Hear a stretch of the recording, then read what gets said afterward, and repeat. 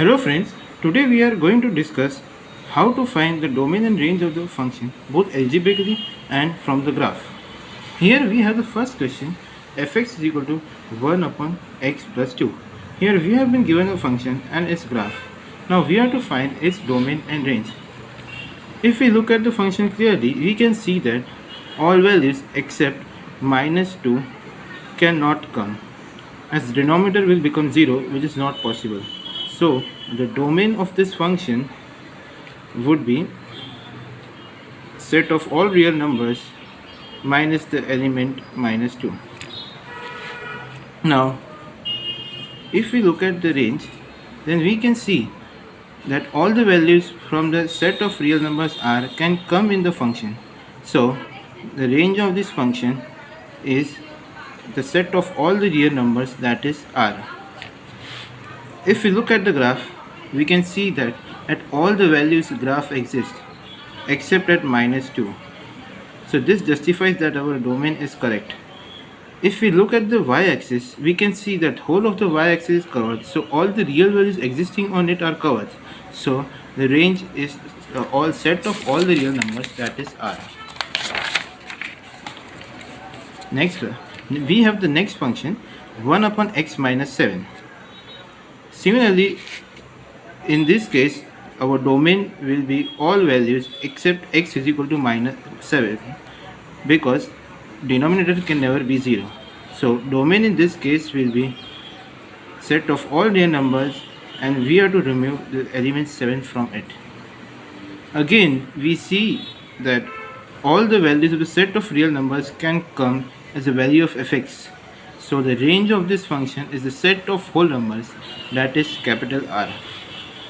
Again, if we look at the graph, we can see that graph exists at all the points, but it does not come near to the point 7. So this justifies that our domain is true. Also, the whole of the y-axis is covered by this graph. So similarly, the set of all the numbers R exists as a range for this function. Next graph, fx is equal to x minus 1 upon x minus 3. Again, we can see that all values except x is equal to 3 can come. So domain of this function will be r minus the element 3. Again, we can see that all the set of real numbers can come as the range. So the range of this function will be r. So again, we look at the graph. The graph does not come near or even touch the point 3, and the whole of y-axis is covered. So our answers of domain and range are justified.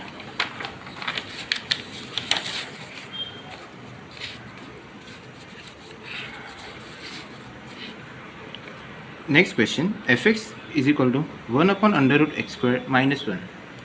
Here we can see that x square can have all the values except 1, because denominator can never be 0, as in case of real functions. Therefore we can take all values except between 0 and 1.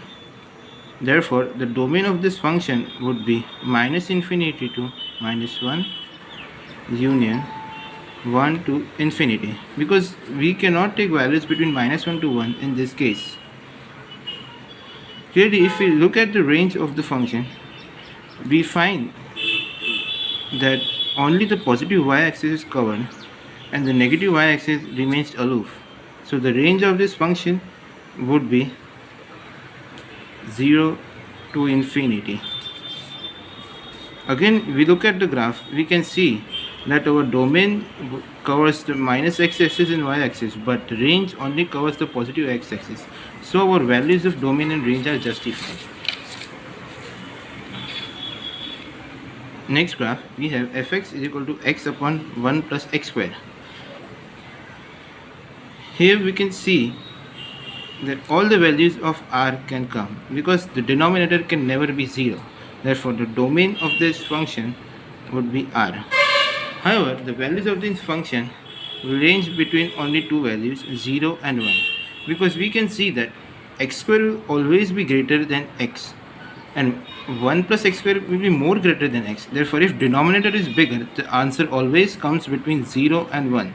So, range for this function would be 0 to 1. As it is justified from the graph here below that it covers all the values of the x-axis, but only the interval from 0 to 1 is covered from the x-axis. So, our answers of domain and range are justified.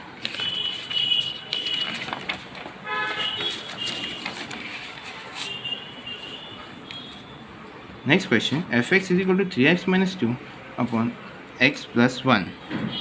Again, we can see that the domain can have all values except x is equal to minus 1.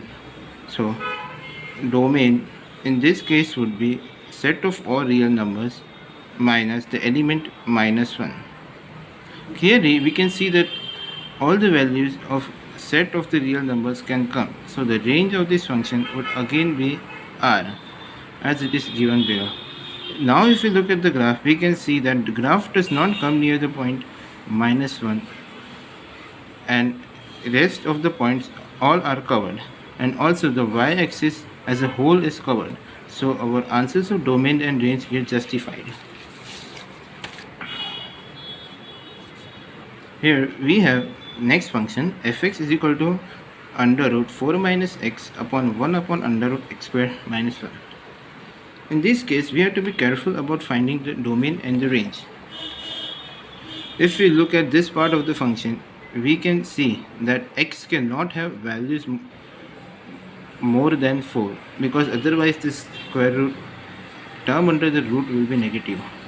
Next part of the function, 1 upon under root x square minus 1, we can see that value of x square can never be less than 1. Therefore, if we look at the common conditions for both the cases, we can estimate the domain as minus infinity to minus 1 union 1 to 4, or we can write minus infinity to 4, as all the values between these can come.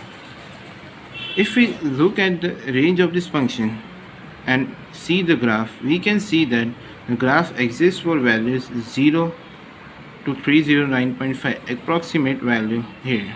Therefore, the range of this function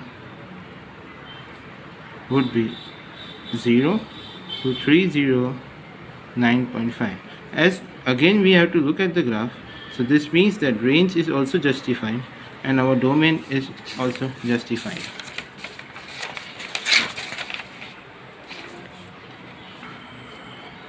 Next question, fx is equal to under root x minus 2 upon 3 minus x.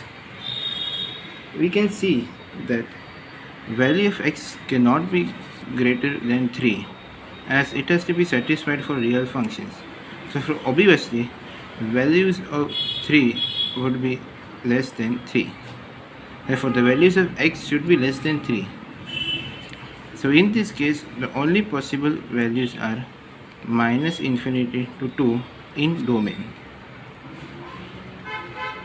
If we look at its range, if we put the maximum and the minimum values of the function in the to find the value of fx, we can find that the answer extends from minus infinity to minus 1. Minus infinity, minus 1 to infinity on positive axis. Therefore, the answer extends from minus 1 to positive y-axis. So, it is plus infinity. Again, we can justify our domain and range as follows. We see that all the values less than 3 can only come. Therefore, our graph goes towards negative axis. Also, we can see that from values of range are ranging from minus 1 to positive y-axis. So, the range becomes minus 1 to infinity. Next graph, we have fx is equal to 1 upon 2 minus sine 3x. Now, if we look at its domain, we can see that 2 minus sine 3x should be always greater than 0. But if we look at the sine function, it can take any values and it will be never equal to 0 except in certain cases. So in this case, we can take the domain as minus infinity to plus infinity. But in this case, we can see that the amplitude of this graph ranges only from 1/3 to 1. So what does this point out? This definitely points out us the range of the function. Therefore, the range of the function would be 1/3 to 1. As we have used the graph here, the graph has justified us the values of domain and range. The expression of range is also justified by the graph as indicated by the amplitude of this graph. And as the graph extends over the whole positive and negative x-axis, we can take the domain as minus infinity to plus infinity.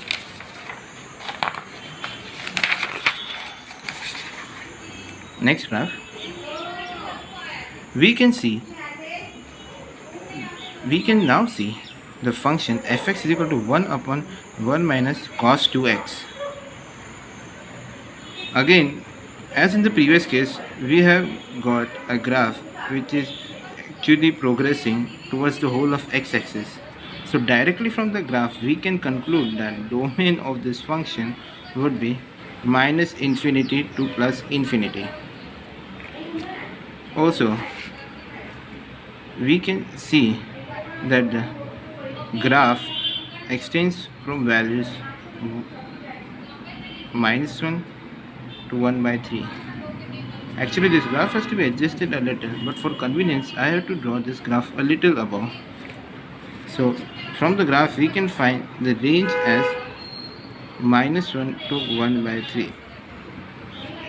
Therefore, as we have used the graph in above place, we have now come to conclusions that it is easy to find the domain and range of a function graphically as compared to algebraic way. Algebraic way can be used, but the more convenient used and the easier way to find the domain and range of the function, as you have seen in the subsequent cases, that it is more easy to find domain and range of the graph as compared to algebraic method. So we have now today completed our questions, and here I end up my video.